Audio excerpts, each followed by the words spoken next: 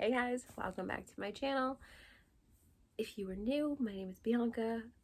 Today we're doing a fall recommendations video.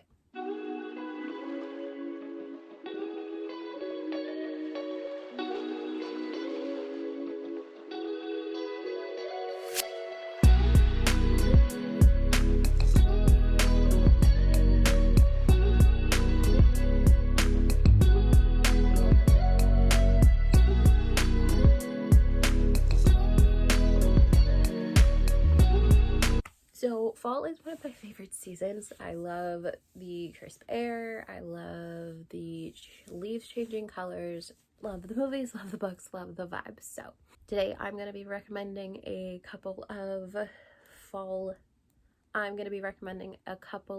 books that are great to read during the fall season. They're great to read all year round, of course, but if you're looking for witchy, spooky mysteries or anything, these are your books. I already filmed this video once, but the audio wasn't it. So we're gonna go again. Hopefully the audio is better in this one when I go to edit it. But the first set of books I have are two books by the same author. I read both of these, I believe it was during the fall season, but I love them. They have such fall vibes. They're just cozy and there's action and they're just great. So the first one is An Enchantment of Ravens by Margaret Rogerson. This is the gorgeous Fairy Loot edition with the beautiful end pages, and it's also signed with a ribbon bookmark.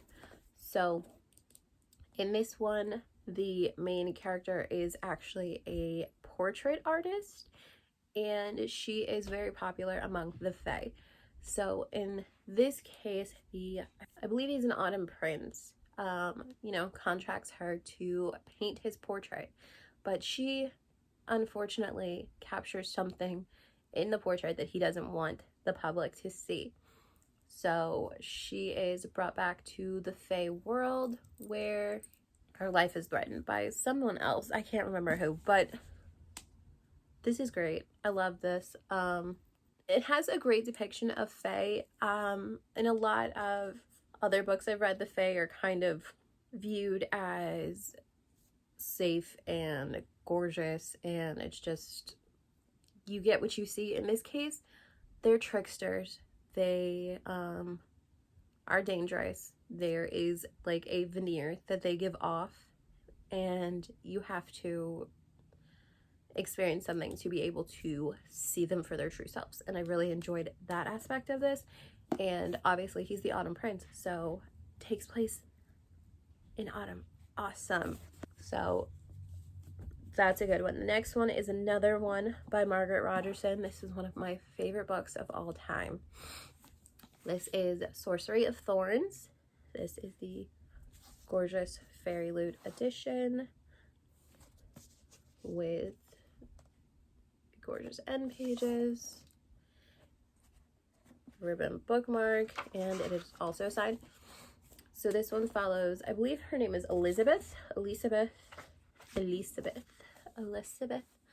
she works in a library. But in this case, the libraries aren't just normal books. They actually have magic. And when the magic turns, they become Maleficent. No, it's not Maleficent. Maleficent something. So her job as librarian, or whatever she's called, is to protect the world from these evil books. But something happens, she gets blamed for it, and she's actually put into the care of a magician or wizard, and this wizard is thought to not be on the up and up. So this is great because there's mystery, there are twists, and just seeing Elizabeth come into her own as a woman and as a person is really great. So awesome. I love this book. All right, these next two books are part of a series. So we have the In Every Generation series by Kendara Blake. This includes so far In Every Generation and One Girl in All the World. Now, these books scream fall, not only because they have vampires and witches, but because they're based off Buffy the Vampire Slayer. Nostalgia in a book, okay? I grew up watching Buffy the Vampire Slayer. She was a huge part of my life growing up, and I loved it. So getting to come back into this world was amazing. So these books follow Willow's daughter, Frankie, and Frankie is a witch, as is Willow.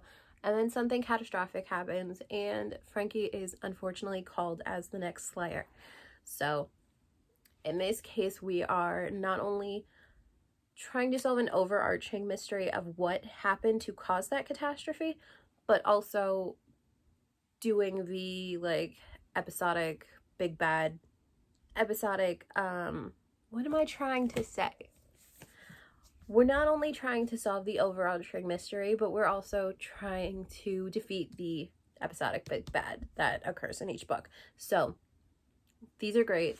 Highly recommend them, especially if you loved Buffy the Vampire Slayer. They might be a little confusing if you haven't watched the show, because obviously it's an established world. These are just adding on to it, but it's great because you get the old characters. There's mentions of Buffy, there's mentions of Faith, there's mentions of some of the potentials, there's mentions of Willow and Xander and Dawn and Spike, and there's also all the new characters. So it's great. Love it. I only have one book because of this one, mostly just because I didn't feel like taking them all off the shelf, and this book was out because I'm currently rereading it. But this is the All Souls Trilogy. So you have the first book, A Discovery of Witches, and then you also have Shadow of Night and The Book of Life. So this is part of a trilogy. There is also a fourth book that is not quite part of the trilogy, but follows some of the characters that were in the book, called Times Convert. But A Discovery of Witches follows Diana Bishop. She is a witch. She calls out an Ashmole manuscript from the Bodleian that she is studying for a paper, and this ends up bringing her to the attention of other witches, demons, and vampires, and one of those vampires is Matthew Claremont. Now, there is a nice little romance between Diana and Matthew, but they're also trying to solve the mystery of the Ashmole manuscript. But I love this book. As you can see, I have tabbed it up. This is the third time I'm rereading it. I'm actually doing the real world read-along that is on Deborah Harkness's website. So I'm rereading it as each event happens on that day. So it's really fun. So far, I've only read the first chapter because the readathon started on the 18th, but this is a good series. And it's also a television show on, you can buy it on Amazon Prime, but I believe it's also on Sundance or something. So they do have all 3 seasons out now, but very good, so much fun. These aren't in any type of order, and I'm a little mad that I didn't think about it before now. This next one is a set of connected books, but they're not a series, because you can read the second one without reading the first one. But we have the X Hex by Aaron Sterling and The Kiss Curse. The X Hex follows Viv, who experiences a bad breakup, and as a result gets drunk with her cousin and casts a hex on her ex.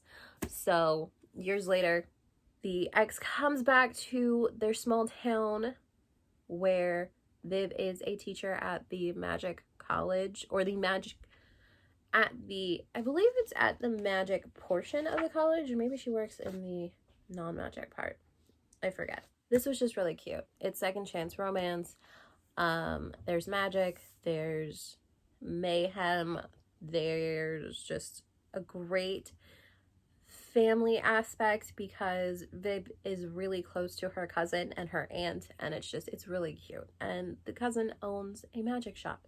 So I guess you could kind of compare the little town to Halloween Town. I hadn't actually thought of that before, but it does remind me a little bit of that. And then in The Kiss Curse, we're following Viv's cousin Gwen, who helped her cast the hex. And she is trying to resist the brother of the romantic interest of the X Hex. So, enemies to lovers, they don't like each other, and then he ends up opening a rival magic shop across the street from her. So, it's just a lot of fun, and there's some mystery and twists in this one too, so definitely a good idea to pick that up. Next, we have another witchy read. This is The Wicked Deep by Shea Earnshaw. This just has all of the spooky vibes. And Shea Earnshaw is so good at capturing the, I don't even know what I'm trying to say. She's great at descriptions. She has a very whimsical writing, and I very much enjoyed this book. This starts off with 3 sisters being drowned as witches 2 centuries ago, and now every year, and I believe it's the summer, a brief time each summer, the 3 sisters possess girls in the town and lure the boys to drown in the same body of water that they died in. So this has a great mystery. It's got a twist at the end. There's a little bit of romance. It's very whimsical, and I liked it. I enjoy it. And this book is gorgeous. So I recommend picking it up. Now we have one of my favorite authors. She's so great at capturing not only the mystical elements, but she also has kind of like a little message in every book, and I really enjoy that. She currently has 3 books out. I've read one of them, but I loved it so much. I know she is a go-to author for me, and I love the other 2. I just haven't been able to finish them for whatever reason. I'm really struggling right now with reading, and I was struggling at the point that the second one came out too. But here we have Rachel Griffin, who wrote Nature of Witches. I loved this book. I devoured this. This book follows Clara, who is an Everwitch. In this world, the season that witches are born in, that's where their power lies. So once that season is over, their power kind of wanes, and when the season comes back, their power gets stronger. But Clara, as an Everwitch, is powerful all year round. And it turns out that with the seasons and natural disasters, Clara's power is needed more now than ever. But she struggles with her power. It's a little uncontrollable. It has lashed out and hurt other people that she cares about.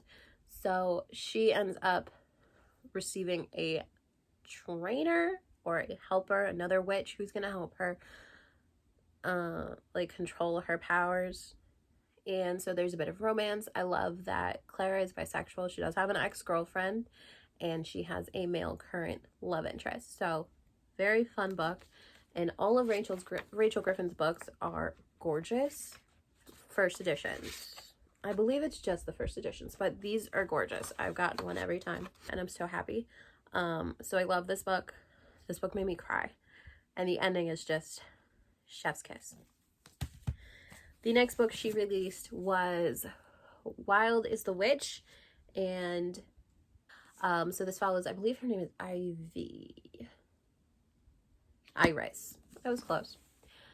So Iris, I believe she recently had her friend have her power taken or something because she didn't follow the rules that are required of being a witch.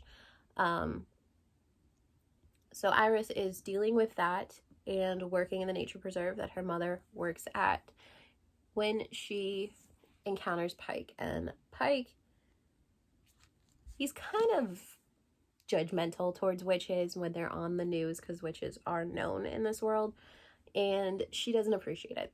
So as a means of releasing her anger, she writes a hex.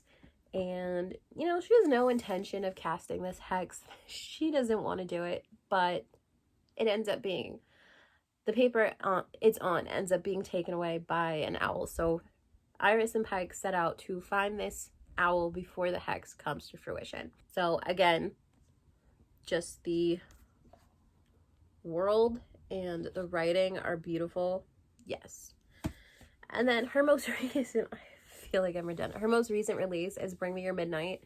This follows Tana Fairchild, who has grown up knowing that it is her duty to unite the mainland with the humans and the witchery with the witches. And in order to do that, she has to marry the mayor's son. Now, something happens in which Tana is unable to release her magic, and she ends up meeting this guy named Wolf, who practices dark magic. And she comes to realize that her magic has never felt more hers. So she'll have to choose between loyalty and duty. But it just sounds so good. And what I've read so far is great. I'm only on chapter 5, but I love Rachel Griffin. I love her writing. So I have no doubt in my mind that I will also love this. Next, we have another witchy romance. I believe this is the last one. Yes, the last witchy romance. So next we have The Very Secret Society of Irregular Witches. This one follows Mika Moon, who is a witch. She is an orphan and has been raised by strangers her entire life. When she is contacted to help teach 3 young witches. In this world, witches are not encouraged to meet because when they're together, they're more likely to draw attention. But Mika decides, you know what, she's gonna help these 3 young witches. And there she meets Jamie, who is the grumpy librarian that works at Nowhere House. And he's like a sweet little cinnamon roll, but he really is grumpy. But there's a little bit of mystery, there's lots of magic. It's just so much fun. I did not expect to love this as much as I did, but I really enjoyed this one. All right, and we move on from the witchy books to the mystery books. This is a longish series that I have next, but I still love it. I think this is the only series I've read the most books in, but this is the Truly Devious series. So Truly Devious follows Stevie Bell, who applies to Ellingham Academy. Now, Ellingham Academy was founded with the belief that the students could pursue what they wanted to study, regardless of what it was, whether it was gaming, whether it was mechanical science, whatever it was. Now, Stevie enjoys true crime, which makes Ellingham the perfect place for her because Ellingham's founder, Albert Ellingham, has a mystery surrounding him and his family. His wife and daughter were kidnapped. The daughter was never found. So these 3 books, Truly Devious, The Vanishing Stair, and The Hand on the Wall, followed that overarching mystery of what happened at Ellingham Academy. Then we also have The Box in the Woods, which follows Stevie and her friends to a summer camp where, you know, a body was found in a box in the woods. And then you also have the most recent release, 9 Liars, which is the only book in the series I haven't read yet. This was just recently released. And this one follows Stevie in her senior year where she's feeling kind of disconnected. She doesn't know what to do. Her mystery has been solved and she doesn't know what she wants to do with the rest of her life, while all her friends are planning for college and planning where their lives are going. And then she gets an invitation to London from her boyfriend where she discovers another mystery. So I cannot wait to pick this up. I am really debating about whether I want to stop my reread and just pick this up because I love the series and I want to know what happens. But I have enjoyed rereading them. This next series is one I have not completely finished. I've only read the first 2 books, but this is Stalking Jack the Ripper by Carrie Maniscalco. This includes Stalking Jack the Ripper, Hunting Prince Dracula, Escaping from Houdini, and Capturing the Devil. These are all chunky, floppy paperbacks, but the general premise is they follow Audrey Rose, who is living in, I believe it's 1988. Yes, 1888, not 1988. It's 1888, so it is historical, but you know, in this time period, it's not acceptable for women to want to have jobs and to pursue something other than marriage. In this case, Audrey Rose is different. She wants to be a forensic scientist. She wants to solve crimes and look at bodies, anatomy, physiology, things like that. She's very interested in that. And her uncle is actually the coroner for, I believe it's just London.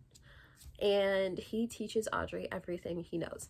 And it's when she's studying with her uncle that she meets Thomas Cresswell, who is also interested in the same things. And they have this cutie little rivalry where they're trying to best each other. And in this first one, they're trying to solve who Jack the Ripper is. Now, this has a nice twist, but really enjoyed it. So good. And then I recently finished this one a couple months ago, and it was also really good. This one takes you to Romania. Yeah, this one takes you to Romania, to Castle Dracula, where someone is where someone is committing murders to make it seem like the vampire Dracula is back from the dead.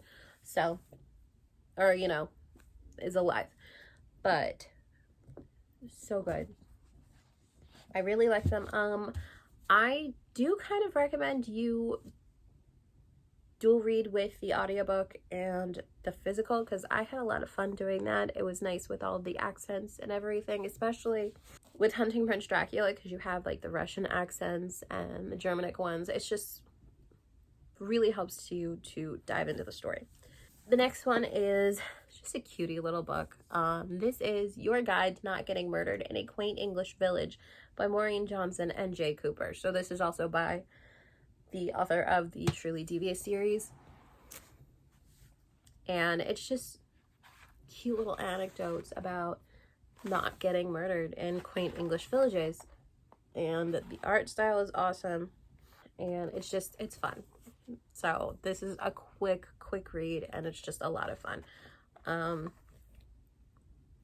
It's like 127 pages. So if you're looking for something cute and quick, this is definitely something to pick up. Now, the final set of books I have to recommend are a middle grade. And I believe they're the only things that are actually middle grade other than the last book I mentioned. But this is the Cassidy Blake series by Victoria Schwab. They're just fun. So you have City of Ghosts, Tunnel Bones, and Bridge of Souls, which I have not actually read, but I have read these two. This was the most recent release, obviously. It's the third book in the series. But this series follows Cassidy Blake, who, after an unfortunate incident, can now see ghosts. Everywhere she goes, she sees ghosts, but she's looking forward to the summer. But then her parents surprise her by saying, you know, they've gotten picked up for a TV show where they're going to tour the most haunted places in the world. So, City of Ghosts, it's Edinburgh. Tunnel Bones, it's Paris. And Bridge of Souls, it is New Orleans. So, this is just really a fun middle grade. There's action. It does get really spooky in some points. So these are fun to pick up. So those are some of the books I recommended. My last video was so much longer than this, but I trimmed it down. So if you have any recommendations you'd like to share that you'd recommend to pick up during the fall season, please leave them down in the comments. I would love to see them, and I'm sure anybody else in the comments would also enjoy seeing them. Also, let me know what you think you're going to pick up this season. What do you love most about fall? Let's add a fall emoji in the comments if you don't feel comfortable saying anything. Let's start there. So my socials are also listed down in the description below. I will also include links to all of these books. Don't forget to like and subscribe. Have a great day or night wherever you are, and don't forget to pick up a good book. Bye.